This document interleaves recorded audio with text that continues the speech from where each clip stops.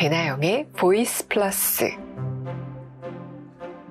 보필리 여러분, 일주일 동안 안녕하셨어요? 오늘은 인생에서 성공할 수 있는 방법은 의지력을 사용하지 않아도 되는 시스템을 만드는 것이다 라고 주장하는 책, 더 시스템을 가져왔어요.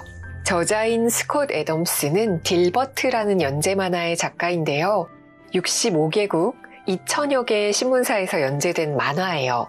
우리나라에도 90년대에 신문에 연재된 적이 있어요. 이 책의 원제는 How to Fail at Almost Everything and Still Win Big 이고요. 번역하자면 거의 모든 일에 실패하면서도 크게 성공하는 사람으로 남는 법이라고 볼 수 있겠어요. 저자는 누구보다도 많은 실패를 경험했거든요. 목소리가 제대로 나오지 않아서 3년 넘게 말을 못했고요. 회사에서 해고당하고 수많은 사업에 실패하고 좋은 기회를 놓치고 투자금을 날린 일들이 수없이 많았어요. 그럼에도 불구하고 수많은 실패들을 어떻게 지속 가능한 성공으로 바꿨는지 책에 적었습니다. 끝내 성공을 이뤄내는 법은 열정을 불태우는 것도 아니고 목표를 크게 설정하는 것도 아니고 다만 시스템을 장착하는 것이라고 말해요. 몇 가지 중요한 챕터를 골라서 요약해 볼게요. 좋아요, 구독 눌러주신 분들 감사드려요. 이왕이면 알림 설정까지 꼭 누르시고 다음 주에도 좋은 책으로 만나요. 더 시스템, 스콧 애덤스 지음, 김인수 옮김, 베리북. 열정 같은 소리 하네. 성공한 사람들은 종종 이런 조언을 던집니다. 당신의 열정을 쫓아라. 얼핏 들으면 그럴듯하죠. 열정이 있으면 에너지가 막 올라가고 거절해도 굴하지 않는 정신이 생기고 결단력이 강해질 테니까요. 하지만 반론도 있습니다. 저자가 샌프란시스코에 있는 은행에서 대출 담당 직원으로 일할 때 상사는 열정을 쫓는 사람에게는 절대 대출을 해주면 안 된다고 가르쳤대요. 사업은 열정이니 뭐니 하는 이유로 시작하는 게 아니라면서요. 30년 넘게 대출 업무를 담당했던 그 상사에 따르면 가장 좋은 대출 고객은 열정 같은 건 전혀 없이 그저 수익을 올릴 수 있는 일에 전념하겠다는 의욕을 지닌 사람이래요. 어쩌면 세탁소나 패스트푸드 체인점처럼 몸이 건조하고 지루한 종목에 투자하려는 사람일 수도 있는 거예요. 그런 사람이 대출해주기에는 적격이라는 거죠. 자기의 일을 열정적으로 사랑하는 사람이 아니라 꾸준히 해야 할 일을 하고 돈을 버는 사람에게 대출을 허가해야 한다는 뜻입니다. 그렇다면 어떤 말이 맞는 걸까요? 열정은 성공에 다다를 수 있는 유용한 도구일까요? 아니면 사람을 비이성적으로 만드는 쓸모없는 것일까요? 저자는 이렇게 말해요. 성공을 거둔 사람은 자기가 굉장히 멋지고 대단하기 때문에 성공했다고 이야기하고 싶지만 반면에 겸손한 모습을 보이고 싶어 해요. 그런데 겸손함을 유지하면서 동시에 내가 성공을 거둔 이유는 보통 사람들보다 훨씬 더 똑똑하기 때문이라고 말할 순 없겠죠. 성공의 열쇠는 열정에 있다고 말할 수는 있습니다. 차라리 내가 바보라서 성공을 못한다는 말을 들으면 어쩔 수 없을 것 같은데 열정이 성공의 열쇠라고 하니까 왠지 나도 한번 해낼 수 있을 것 같다는 생각이 들죠. 사람이라면 누구에게나 활용 가능하도록 주어진 열정이라는 능력이 있으니까요. 이 열정이라는 말을 들으면 성공한 사람이나 나나 모두가 상당히 동등한 위치에 선 느낌이 듭니다. 하지만 저자는 굉장히 강력하게 이 말을 반박합니다. 우리가 일이 잘 풀리고 있는 무언가에 열정적이기는 쉽습니다. 그렇기 때문에 열정의 중요성에 대한 우리의 생각이 왜곡되기 쉬워요. 저자는 살아오면서 수십 개의 사업을 해보았고 사업을 시작할 때마다 기대하고 들뜨고 열정에 불타올랐는데요. 대부분의 사업이 실패로 돌아가면서 천천히 열정이 고갈되어 갔어요. 반면에 일이 잘 풀린 몇 안 되는 사업은 성공을 거두면서 더욱더 열정적이 되게 했죠. 세월이 지나고 보니 가장 많은 열정을 보였던 일들은 모두 진행 상황이 좋았던 일이라는 거예요. 객관적으로 살펴보니 열정이라는 건 내가 거둔 성공에 따라온 것이었어요. 열정이 성공을 불러왔다기보다는 성공이 열정을 불러온 거죠. 저자는 성공으로 향하는 길을 계획하고 있다면 열정 따위는 잊어버려라 라고 말합니다. 패배자는 목표를 설계하고 승자는 시스템을 만든다. 저자는 21살에 대학 졸업장을 손에 쥐고 캘리포니아행 비행기에 올랐습니다. 살면서 처음으로 비행기를 탔어요. 비행기를 타면서 졸업 기념으로 장만한 정장을 입고 탔습니다. 왜냐하면 모든 사람이 정장을 입고 비행기를 타는 줄로 알았대요. 혹시 아무거나 입고 갔다가 복장 불량으로 탑승을 거절당하면 어떡하나 라는 생각이었대요. 그리고 비행기 옆자리에서 어느 회사의 CEO를 만났습니다. 그 CEO는 이렇게 조언을 했죠. 새로운 직장을 구하는 즉시 더 나은 일자리를 찾으라고요. 구직은 당장 필요할 때만 하는 활동이 아니라고 생각한다고요. 저자는 그의 조언을 지금 하는 일이 전부가 아니라 더 나은 일을 찾아야 한다는 뜻으로 받아들입니다. 목표가 아니라 시스템을 지녀야 한다는 말을 들은 건 그때가 처음이었어요. 그 CEO는 더 나은 조건을 찾는 시스템을 통해서 여러 회사들을 거치면서 경험을 쌓았고 마침내 CEO의 자리에 올랐다고 했어요. 만약 그 사람이 구체적인 목표나 승진을 염두에 두고 진로를 선택했다면 그의 선택지는 매우 제한적이었을 거예요. 하지만 그의 시스템에서는 전 세계가 잠재적인 직장이 될 수 있었죠. 지난번 일자리보다 좋고 또 한 번 성장할 수 있다면 무엇이든 새로운 직업이 될 수 있었던 거예요. 그렇다면 그는 자신이 일하는 회사에 충성심을 가지고 있었을까요? 그렇지 않았어요. 단지 자본주의의 규칙에 맞게 행동할 뿐이었죠. 회사의 고용주도 사업상 필요하다고 판단되면 언제든 어떤 이유로든 자신을 주저없이 해고했을 테니까 마찬가지로 그 역시 고용주의 방식대로 회사를 이직할 수 있었던 거죠. 비행기에서 내릴 때쯤 그 CEO는 명함을 주면서 혹시 원하기만 한다면 회사에 자리를 마련해 주겠다고 제안을 했대요. 저자는 이런 깨달음을 얻었죠. 만약에 내가 해진 청바지에 허접한 티셔츠를 걸치고 낡아빠진 운동화를 신고 있었다면 그런 제안을 절대 받지 못했을 거라고요. 이날의 일을 계기로 저자는 사회생활 내내 촉각을 곤두세운 채 목표가 아니라 시스템을 활용하는 사람들의 사례를 찾았습니다. 오래도록 관찰한 바로는 시스템을 활용하는 사람이 더 나은 성과를 거두는 경우가 대부분이었어요. 저자는 목표 설정은 패배자들이나 하는 짓이라고 말합니다. 예를 들어 당신의 목표가 10kg을 감량하는 것이라고 할 때 그 목표를 달성한다는 보장도 없지만 달성할 때까지 늘 목표치에 미치지 못하고 있다는 생각을 하게 돼요. 즉, 목표 지향적인 사람은 항상 실패의 순간을 안고 살아가야 한다는 말입니다. 점점 목표 달성이 힘들어지고 불편하게 느껴지죠.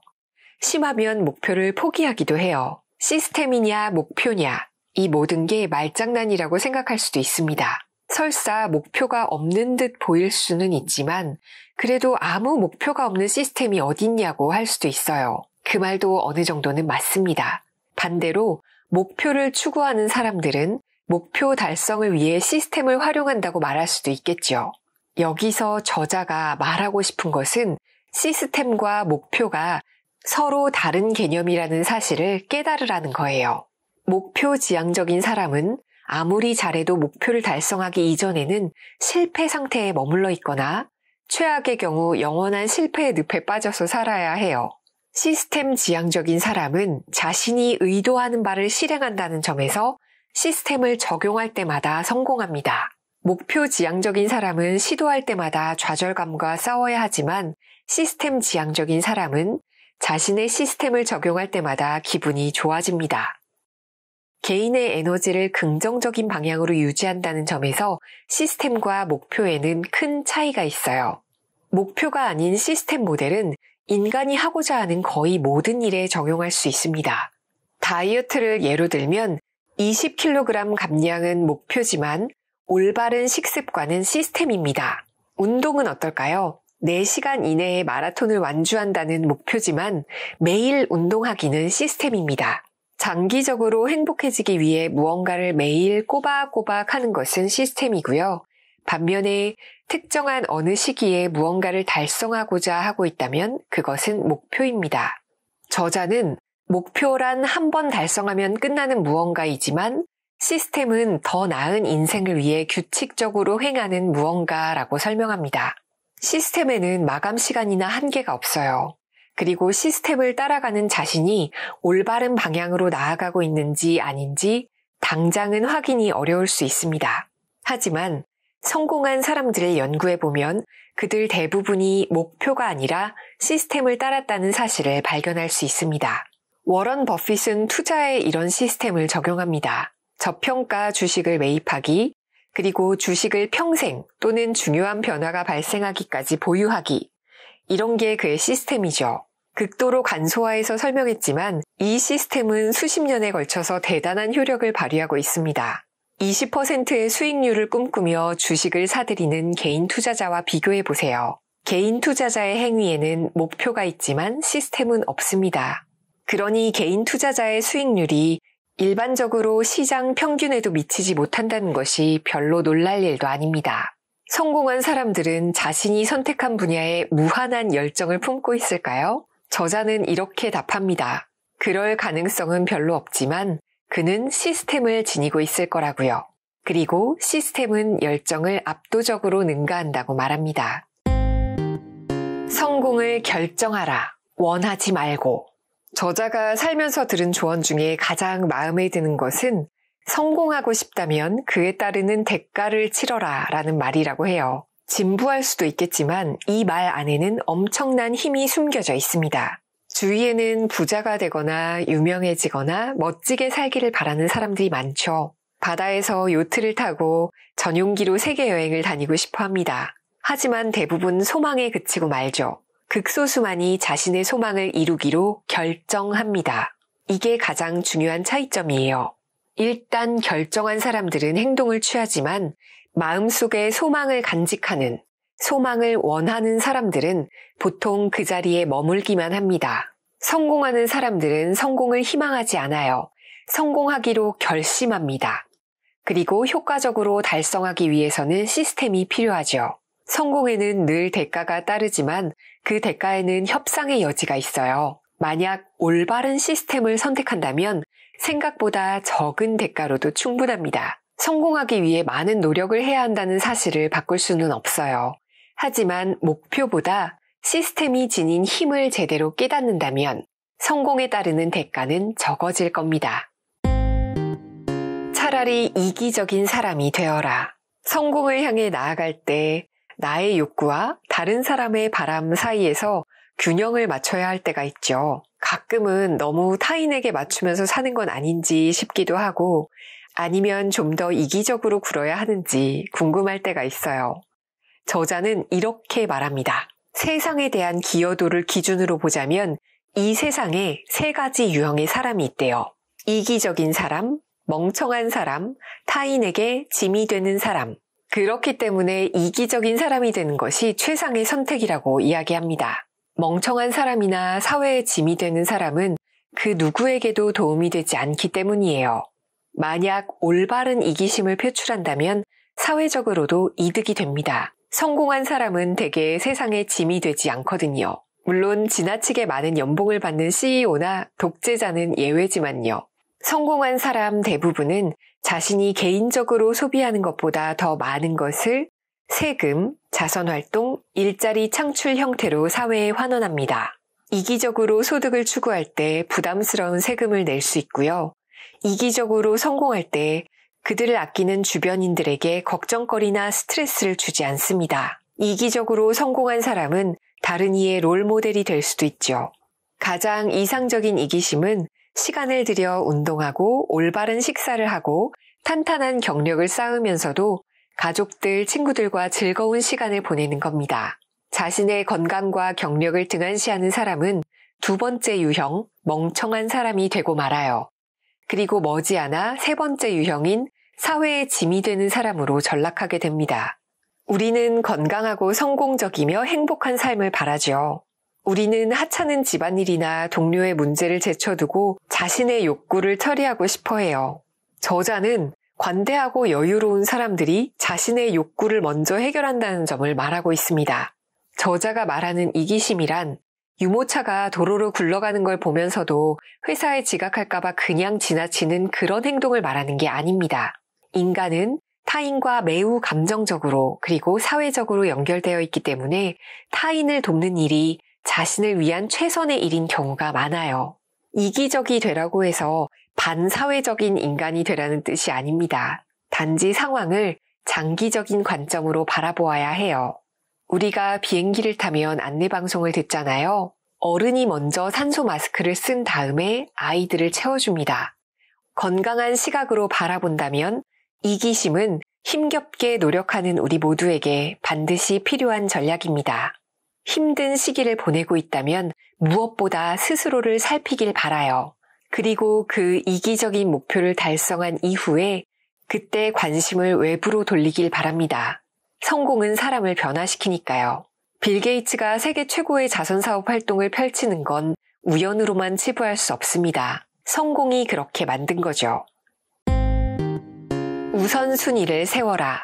우선순위를 양궁 표적지에 그려진 동심원이라고 생각해 보세요. 원의 중심에는 바로 당신이 있습니다. 당신이 망가지면 다른 우선순위들은 의미가 없어져요.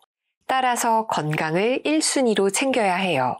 그 다음에 있는 원, 두 번째로 높은 우선순위를 차지하는 것이 자산입니다. 자산에는 당신의 직업, 투자를 비롯해 주택도 포함돼요. 아마 가족이나 친구들보다 자산을 더 우선순위로 꼽았다는 사실에 깜짝 놀라실지도 모르겠어요. 그런데 저자는 당신의 재정 상태가 건전하지 못하면 가족에서부터 사회에 이르기까지 모든 사람에게 부담을 주기 때문에 자산을 더 우선으로 놓았습니다. 일단 건강과 재정 상태가 온전해진 후에 다음 우선순위인 세 번째, 가족과 친구, 사랑하는 사람들을 넣어야 합니다. 건강과 재정적 여유가 행복을 이루는 기초이긴 하지만 진정으로 인생을 즐기기 위해서 가족, 친구, 연인과 잘 지내야 하죠. 그 다음 원이 지역 공동체, 국가, 그리고 세계입니다. 이 순서로 우선순위가 정해져요. 가장 안쪽에 있는 원부터 점점 밖으로 원을 채워나가는 거예요.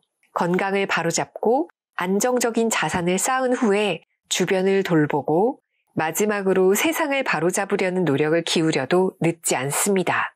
이렇게 동심원으로 간단하게 설명하긴 했지만 당연히 삶은 호락호락하지 않습니다. 건강을 위해 오랫동안 산책을 해야 해서 보고서를 늦게 제출하겠다고 상사에게 말할 수는 없잖아요. 이렇게 우선순위들은 서로 갈등을 빚기도 합니다. 그러니까 일어날 수밖에 없는 예외적인 상황을 잘 다뤄가면서도 자신의 우선순위를 제대로 지키려면 시스템이 필요합니다. 우선순위를 제대로 지킬 수 있는 방법은 각각의 선택지들이 개인적인 에너지에 어떤 영향을 미칠지 판단하는 거예요. 완벽한 기준이라고 할 수는 없지만 어떤 일로 인해 스트레스를 받고 건강을 해치고 에너지를 빼앗긴다면 그 일은 잘못된 선택입니다. 반면에 너무 힘들지만 에너지를 불러일으킨다면 그 일은 좋은 선택입니다. 올바른 길을 택하면 문자 그대로 느낌이 좋아요. 예를 들어 주말에 회사에 출근해서 좀 힘들지만 그럴 만한 가치가 있는 일을 해야 한다고 생각해 보세요. 주말을 포기해야 하지만 그럼에도 기꺼이 그렇게 할 마음이 생길 수도 있어요. 의미 있는 일은 에너지를 불러일으키기 때문이죠. 일이 잘 풀리면 승진이라던가 인센티브라는 보상이 따라올 수도 있고요. 반면에 상사가 별로 의미 없는 행정 처리 업무에 매번 야근을 요구한다면 그때는 다른 직장을 찾아볼 수도 있을 거예요. 두 가지 경우 모두 회사에서 주말을 반납하고 일을 해야 하지만 개인적인 에너지를 증가시키는 경우는 한 가지뿐이죠. 저자가 말하는 우선순위는 가장 사랑하는 일을 기준으로 삼으라는 뜻이 아니에요. 우리는 일보다 가족을 더 사랑하지만 그럼에도 불구하고 가족을 먹여 살리고 자녀에게 기회를 주기 위해서 하루 종일 일할 수도 있습니다. 우선순위는 당신이 사랑하는 대상이 더욱 발전할 수 있도록 올바르게 처리해야 하는 일을 뜻합니다. 스콧 애덤스는 일상의 모든 부분에서 패턴을 찾아 나서라고 권합니다. 식습관에서 운동에 이르기까지 성공을 구성하는 모든 요소들에서 패턴을 찾는 거예요. 내가 보고 느낀 패턴에 어떤 과학적인 근거가 있는지 찾아보고 그 패턴이 자신에게 어울리는지 계속해서 실험해 나가야 합니다. 이 책에서 가장 중요한 건 이거예요. 목표는 패배자들을 위한 것이며 시스템은 승자들을 위한 것이다. 이게 가장 중요합니다. 어떤 사람은 늘 행운이 따르는 것처럼 보여요. 그런데 스콧 애덤스는 그 사람들은 운이 자기를 찾아오도록 하는 시스템을 지닌 사람일 거라고 이야기합니다. 모든 사람의 상황은 다르겠지만 어쨌든 목표가 아니라 시스템을 중심으로 사는 것은 삶에 언제나 도움이 된다고 말해요. 마지막으로 실패는 우리의 친구라는 점을 명심하라고 이야기합니다. 실패가 원석이라면 성공은 다이아몬드입니다. 실패를 불러들이고 실패에서 배우세요. 그리고 실패라는 놈의 주머니를 탈탈 털어낼 때까지 그냥 돌려보내지 마세요. 그게 바로 시스템입니다. 나는 매일 어떤 시스템을 따르고 있는지 돌아보는 한 주 되시길 바라요. 우리는 다음 주에 만나요. 안녕.